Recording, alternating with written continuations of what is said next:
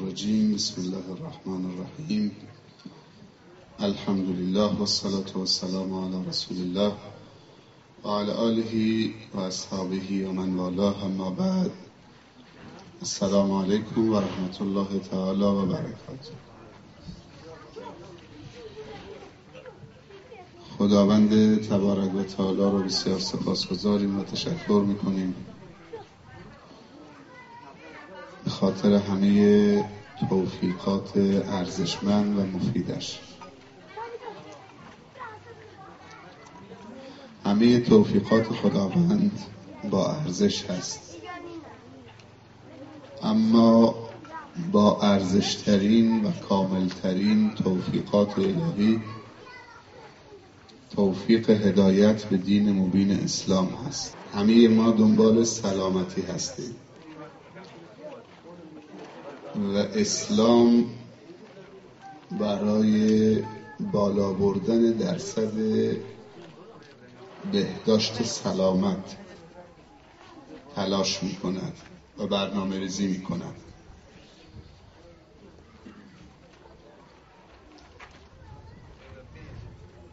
و سلامتی ما و جامعه ما و زندگی ما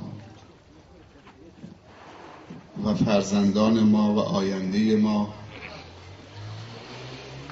زمانی تضمین می شود که برنامه‌های سالم تو زندگیمون پیاده بشه،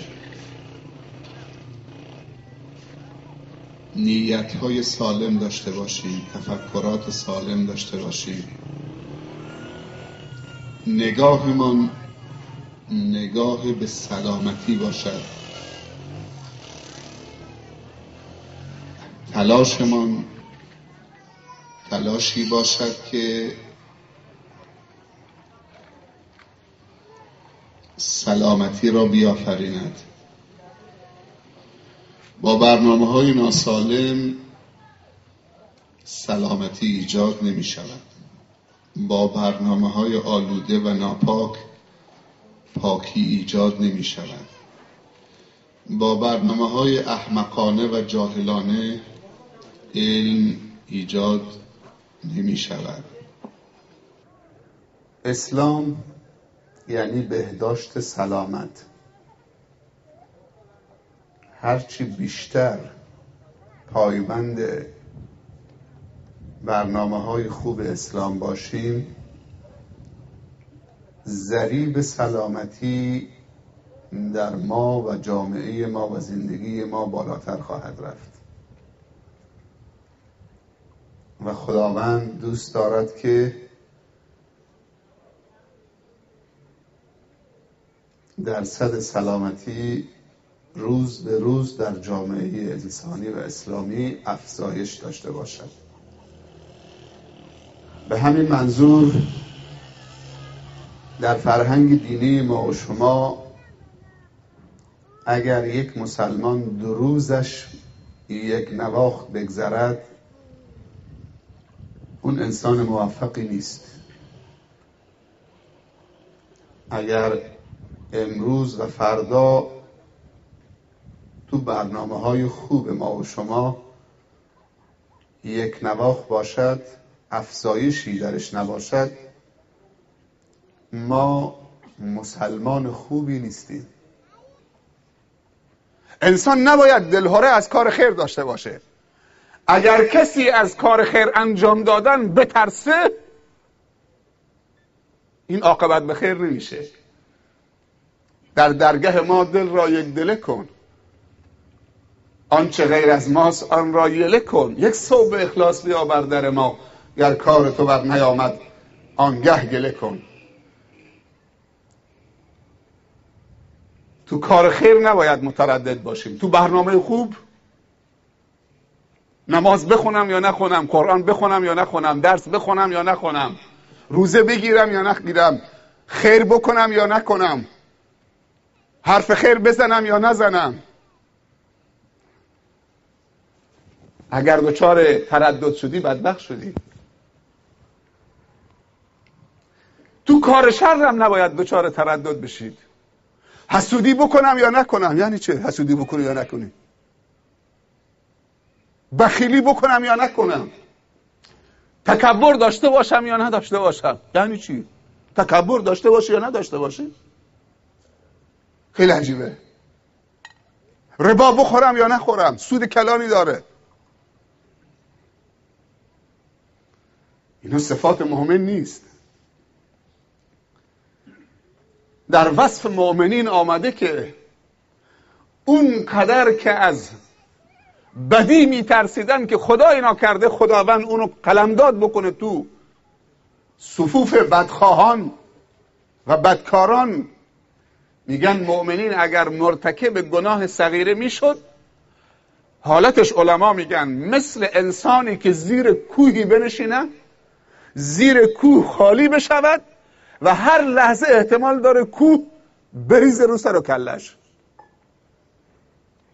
کوه پایین بیاد رو سرش. اگر مرتکب گناه صغیره میشد، گناه صغیرهشو مثل کوهی که زیرشو خالی کرده میخواد حیاتو ازش بگیره. امروز آیا مسلمان احساس میکنه که اگر مرتکب گناه صغیره شد، این گناه صغیره میخواد حیاتو از اون بگیره؟ و منافق میگه که گناه کبیره انجام میده، فکر میکنه که یک پشه رو بینیش نشسته با سر انگشتش یا فوتی، یعنی اینقدر گناه کبیره رو سبک حساب میکنه. حالا ما منافقیم یا مؤمنیم؟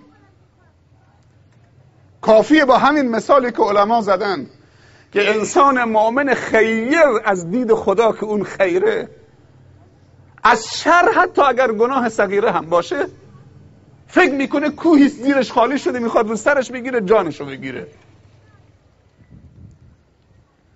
اگر دیدید که گناه کبیره مرتکب شدید، سبکی این گناه کبیره مثل یک پشه‌ای باشه که رو بینید بنشینه یا یک پروانه‌ای که رو دستت بنشینه با یه فوت کردن بلند میشه، فاتحت خوانده است.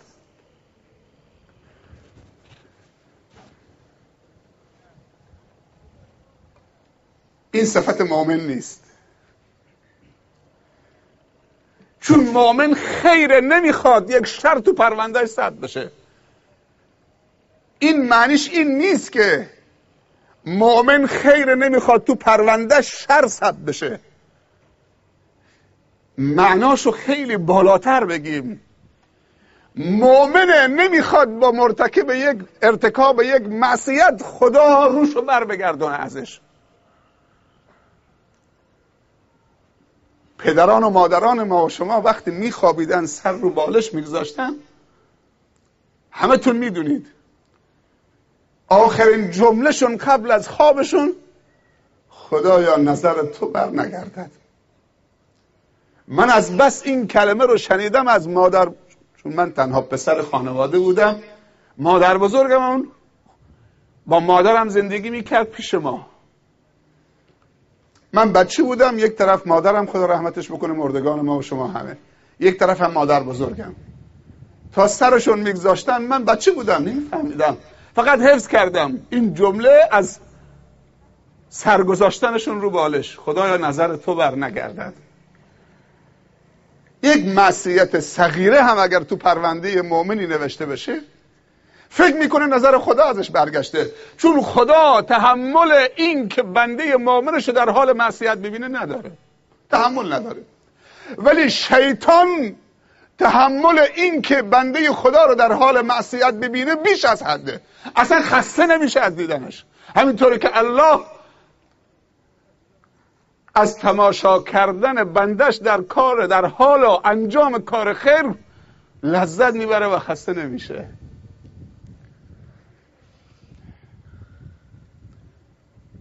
چیزی که خدا رو دلخور میکنه کسی که انتظار خیر ازش داره بیاد مرتکب معصیت بشه. اینجاست که پیامبر صلی الله علیه و سلم میفرمایند لا یزن الزانی و هو یزنی، لا یزن الزانی و هو مؤمن، حین یزنی و هو مؤمن. جزاکم الله خیر. کسی که زنا میکنه هنگامی که زنا میکنه مؤمن نیست، هنگامی که شراب میخوره مؤمن نیست. ایمان در آمده و ایمان که در آمده در حال معصیت. کسی که خدا انتظار خیر ازش داشت حالا بیاد از ایمان فاصله بگیره، خدا روشو برمیگردونه. سختیش تو اینه. مؤمن اینطوری حساب میکنه، نه این که من حالا یه خطایی کردم، نمیگه من خطا کردم، میگه نظر خدا رو برگردوندم. و نظر خدا برگشتن سخته. شاید هم انسان گناه بکنه، شاید خطا بکنه، شاید بلغزه. بعضی از جوانای خودمون میگن ما این همه گناه میکنیم، یعنی خدا بخشتمون، یعنی به جای رسیدن که دیگه ناامید یک دفعه می دیگه روم نکن تو رو خدا نگاه بکنم، روم نکن دست قبولم بکنم، روم نکن در خونه خدا برم، در باز است، به ما تحویلگه. خودمون پشت مکه. یعنی آدم به جایی میرسه که دیگه تو بازگشتش احساس میکنه خیلی سنگینه. بعضی موقع طرف میخواد دستشو بلند بکنه، خجالت میکشه.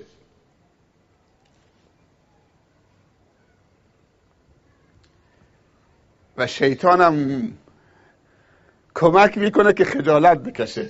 نوعی از تکبر خجالته. خیلی جاها شرم و حیا و خجالت تکبره.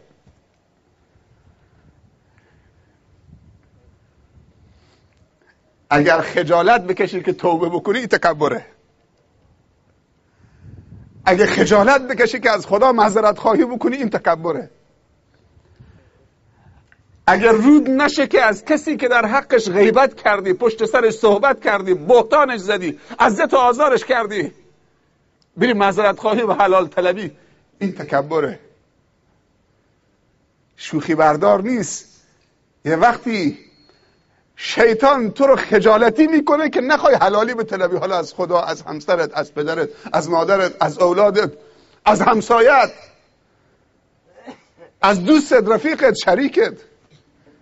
وقتی خبر شد یا خودت مردی یا شریکت مرد یا همسرت زودتر مرد، دیگه فایده نداره بری سر قبرش حالا من حلال کن.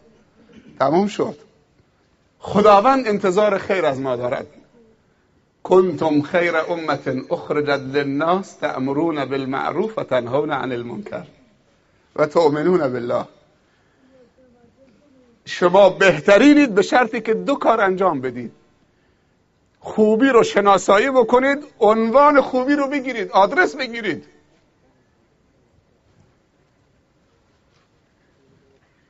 وقتی توی شهری گم شدید، دنبال یه آدرسی با تلفن 100 جا زنگ میزنی، سوال میکنی سر این چهار راه، سر اون چهار راه، تا پیدا میکنی با این جون و این نفس.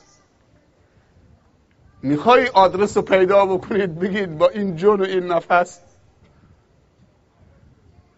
آدرس خوبی اصلا جای دیگه هست که آدرس بدیم غیر از قرآن، غیر از سنت؟ جای دیگه آدرس بلدید؟ 2 تا منبع برای خوب شدن وجود داره، منبع سوم وجود نداره. قرآن و سنت مطهر.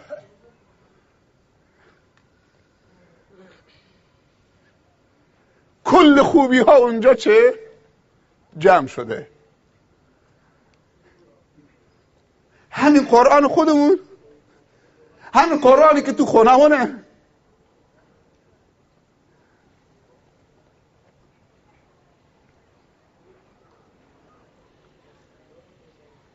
یه پزشکی توسط یه دوستی به من زنگ زد،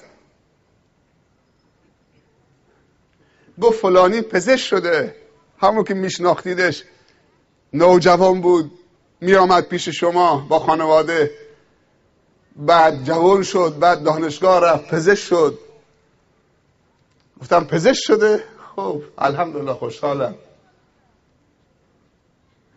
گفت یک التماس دعایی داره از شما.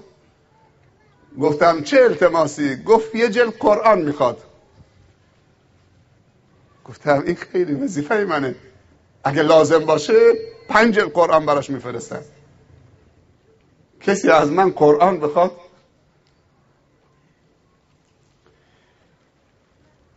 ما رفتیم یه قرآنی که خطش خیلی و علمایی که این رسم الخط رو تصحیح کردن و برنامه‌شو نظارت داشتن دقیق ترین نظارت رو پیدا کردیم، همین قرآنی که چاپخانه مدینه هست. گفتیم این براش بفرستیم که پزشک میخواد، بالاخره تو چاپ پاکستان خیلی اشتباه زیاد هست، ولی اونجا خیلی نظارت دقیقه. علمای بزرگ جهان اسلام، ازهر و دانشکده قرآن و علوم قرآن دانشگاه اسلامی مدینه نظارت کامل بر این چاپخانه دارن. قرآن برگشت. میدونی چه گفته بود؟ گفته بود که من یه قرآن قشنگ میخوام. این قرآن قشنگ نیست. گفتم سبحان الله، قرآن قشنگ و غیر قشنگ داریم؟ قرآن دقیق و غیر دقیق؟ بله، تو چاپ البته اشتباه املایی نداشته باشه، حروف رسم الخط عثمانی درش به کار گرفته شده باشه. قرآن رو برگردوندن، گفتن ما قرآن قشنگ میخوایم. خودم فکر کردم یعنی منظورش این که اگر قرآن، محتوای قرآن که همون کلام رب العالمینه، از سوره حمدش تا سوره ناسش، که اگر رو جلدم بنویسن، رو پوست حیوانم بنویسن قشنگه. محتوای قرآن قشنگ و غیر قشنگ نداره. اگه منظورش جلدشه، ورقشه، نقش و نگار دورشه. بعد سوال کردم، استفسار کردم، منظور این شاه داماد میخواست داماد بشه و این آقای پزشک منظورش چیه قرآن قشنگ؟ گفت که فلان تاریخ عقدشه، میخواد قرآنی باشه که خیلی شکیل باشه و با آب طلا و رنگ طلایی و اینا، میخواد تو سفره عقدش بگذاره. همون جایی که کیک هفت طبقه گذاشتن و شمع روشن کردن و گل گذاشتن و عروس خانم هم میخواد توربهاره و پوشه و یقه باز و آستین کوتاه و آرایش کرده و دوربین فیلم برداری و ارکستر هم داره میزنه. قرآن قشنگ میخواد که تو سفره عقدش بذاره.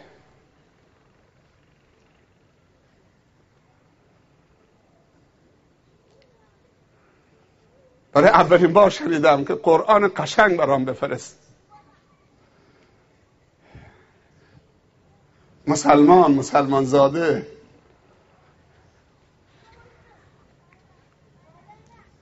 قرآن فقط میخواد جلدش و شکل ظاهرش قشنگ باشه که توی بشقابی رو سفره عقد باشه، بس همین. سبحان الله. 3-4 روز پیش یه نفر تو خیابون دیدم که تو دستش تسبیح بلند سیاهی بود، میگفت سبحان الله سبحان الله. خیلی خوبه به نظر شما؟ خیلی خوبه. تسبیح دستش بود، میگفت سبحان الله سبحان الله، تو خیابون میرفت. به نظر شما تا اینجا خیلی خوبه؟ چرا جرأت ندارید؟ خوبه؟ ظاهرا حداقل خوبه، میگه سبحان الله. ولی تو دست یک دیگهش یه نخ سیگار بود، گاه وقتی میگفت سبحان الله، گاه وقت هم یه پوکی میزد. من جو گفتم؟ خودم نفهمیدم.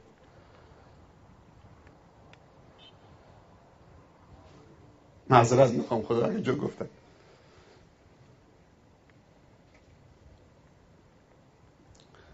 تناقض تو مسلمان.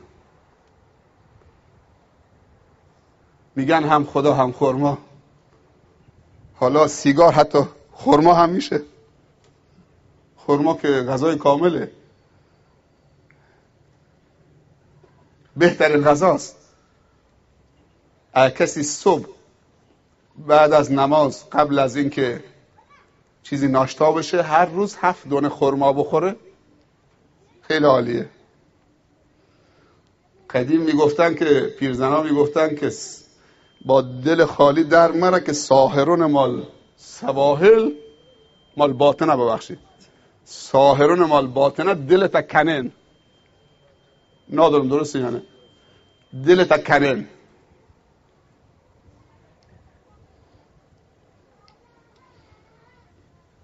هفت دونه خرما اول صبح قبل از ناشتا اگه بخورید خیلی عالیه. بعضی از علما گفتن منظور هفت دونه خرمای اجراست، خرمای مدینه. آقای بن باز میگه اگه بگیم خرمای مدینه تکلیفه، هر خرمایی.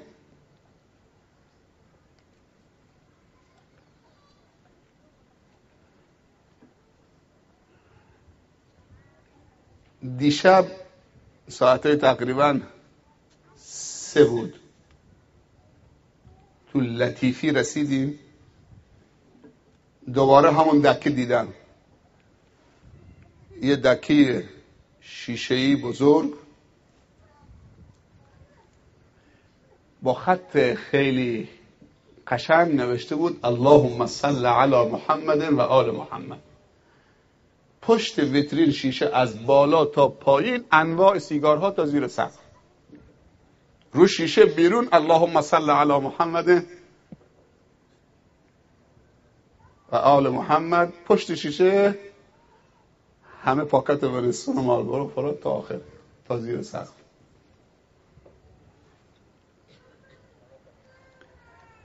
قرآن فقط برای سفره 7 سین سال 1 بار گرد و خاک روی جلد قرآن تو خانه مسلمان ها فقط چه تو کشور خودمون زده میشه. فقط اول نوروز که خانه تکانی میشه قرآن لازم دارن تو سفره 7 سین بگذارن.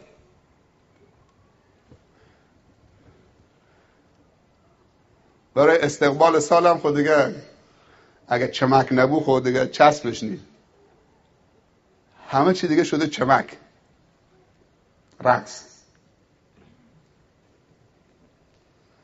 ختنه پسرش میکنه، چه خبره ارگ آوردن، پسرش ختنه کرده، ارگ مال ختنه پسرشه. بله. اینجا چه خبره، پسرش سربازی تمام کرده نز گرفتن. اونجا چه خبره، داره ارگ میزنه جاد میزنه، اینجا جشن تولد پسر 2 سالشه. سبحان الله.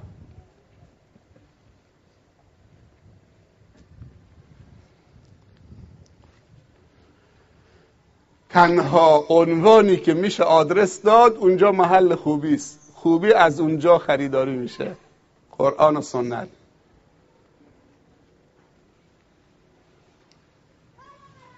این انتظار اول خداونده. انتظار دوم خداوند و کذالک جعلناکم امة وسطا.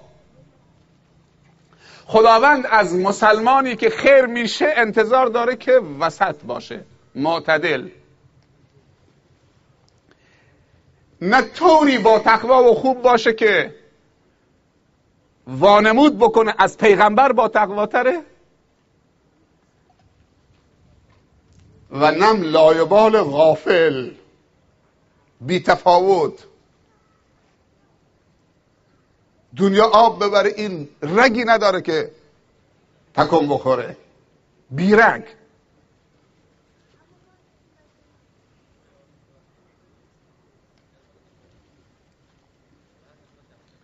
خداوند از ما میخواد معتدل باشیم. بعضی مسلمان ها امروز از پیامبر خودشونو با تقواتر معرفی میکنن. در زمان پیغمبر هم 3 نفر خودشونو معرفی کردن با تقواتر. پیغمبر خشم گرفت و عصبانی شد، منجر به یه خطبه شد، رفت روی منبر گفت ما بال اقوام یقولون کذا و کذا. اسمشون هم نبرد، گفت اینا دیگه چه گروهی هستن پیدا شدن تو امت اسلامی. و بعد گفت من با تقواترین شما هستم نزد خداوند، از من با تقواتر نیست. اینا دیگه چه گروهی هن؟ یه نفرشون گفته که من اصلا شب نمیخوابم تا صبح نماز میخونم. نفر دوم گفته که اصلا من روزه وصال میگیرم، افطار نمی کنم. نفر سوم گفته که من اصلا ازدواج نمی کنم، شهوت رو کنار میذارم. یعنی خدا شهوت رو بیخاصیت داده؟ اگه شهوت نبود پس من و تو اینجا نبودیم. شهوت انگیزی است برای تولید مثل. مگر وقتی مردی عاشق زنی میشه و اونو به همسری انتخاب میکنه که با اون شهوت رانی بکنه؟ این شهوت درونیش به عنوان یک غریزه اونو تحریک میکنه که انتخاب همسر بکنه، تولید مثل بکنه و صفت درندگی رو از خودش دور بکنه. اگر نتونست ازدواج بکنه گرگ میشه دیگه، دنبال تولید مثل نیست، دنبال زناست، صفت گرگ پیدا میکنه دیگه، نمیخواد نسل انسانی ایجاد بشه. ولی وقتی که انتخاب همسر کرد صفت درندگی ازش جدا میشه، شهوتش سبب خیر میشه. خداوند چیزی بیخاصیت نگذاشته. این چه حرفیست؟ ازدواج نمی کنم؟ گفت من با تقواترینم، شب میخوابم، نمازم میخونم، روزه میگیرم، افطارم میکنم، ازدواجم میکنم. فمن رغب عن سنتی فلیس منی، کسی که از سنت من روگردان باشه از من نیست. خیلی حرفا.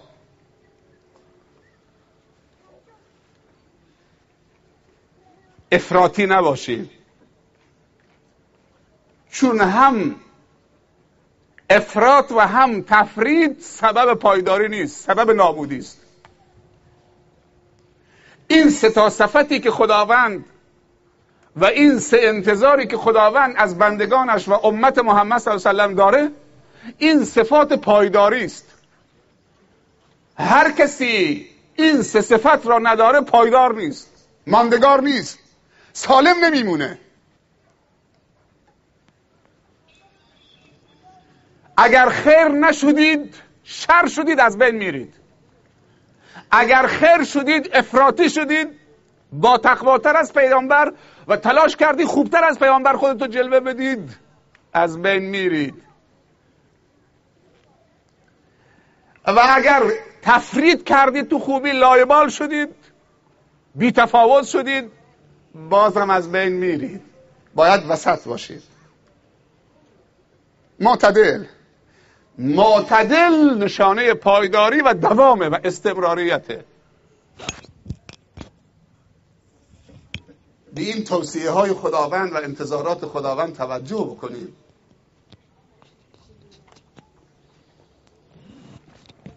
اما انتظار سوم، و كذلك جعلناكم ان هذه امتكم امه واحده و انا ربكم فاعبدون. انتظار سوم خداوند از ما و شما بندگانش این که این امت باید امت واحده باشه. بعد از خیر بودن، بعد از وسط بودن، امت واحده. اگر این امت دو تا شد، دو قسمت شد، پراکنده شد، خیر ازش گرفته میشه و نصرت خدا و توفیق و برکت و حمایت خدا ازش گرفته میشه. خداوند اونها رو واگذار میکنه به خودشون. حالا این دو دستگی چه در مذهب باشه و در دین باشه، چه در نسب باشه، چه در لقب باشه، در مال باشه، مسلمان نباید به خاطر این مسائل با هم اختلاف بکنه. اگر به خاطر قومیت باشه، به ایرانیتت بیشتر از اسلامیتت افتخار بکنید.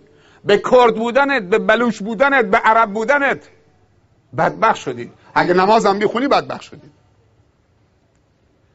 به تاجر بودنت، به سفید بودنت، هیچ عاملی باید واحده امت واحده رو جدا نکنه. یه روزی ابوذر غفاری رضی الله عنه از دهنش در رفت، به حضرت بلال گفت یا ابن السودا، ای سیاه زاده، ای بچه سیاه، ای سیاه زاده. بلال اصلا مات شد، مات و مبهوت شد. چی گفتی؟ ابوذر سرش انداخت پایین، نتونست برای بار دوم تکرار بکنه، چون از روی سهو و خطا بود، تعمدی نبود، از دهانش در رفت اینطوری. و اگر تعمدی بود تکرار میکرد ای سیاه زاده حقیر، ولی نتونست بار دوم بگی ابن السودا. همین که بار اول گفت بلال تو صورتش نگاه کرد، زبانش بند شد. رسول الله صلی الله علیه و سلم مطلع شد، ابوذر طلبید، رفت اونجا گفت یا اباذر ابدعوا الجاهلیت و انا بین اظهرکم. دوباره نعرات و شعارات جاهلیت، شعارهای جاهلیت و هنوز من زنده هستم بین شما. ابوذر پشیمان شد. بلال قسم داد، گفت برادر من آروم نمیگیرم تا این که رو خاک بخوابم تو این جمع و صورت به بالا. تو با این نعلینی که روی خاک راه میری محکم بکوب تو پیشانی من تا درسی باشه برای من و برای دیگران که در حق هم چنین اشتباهی نکنیم که این امت رو تقسیم بکنیم، سیاه و سفید، فقیر و تاجر، زشت و زیبا. زشت کسی که معصیت خدا میکنه، زشتی کسی که چیزی که معصیت خدا سبب زشتی میشود، و زیبایی طاعت خداست. نه پوست سیاه و پوست سفید نشانه زشتی و زیبایی است، نه جیب پر و جیب خالی نشانه خوبی و بدی است، نه پست و مقام و حاکم شدن و از اون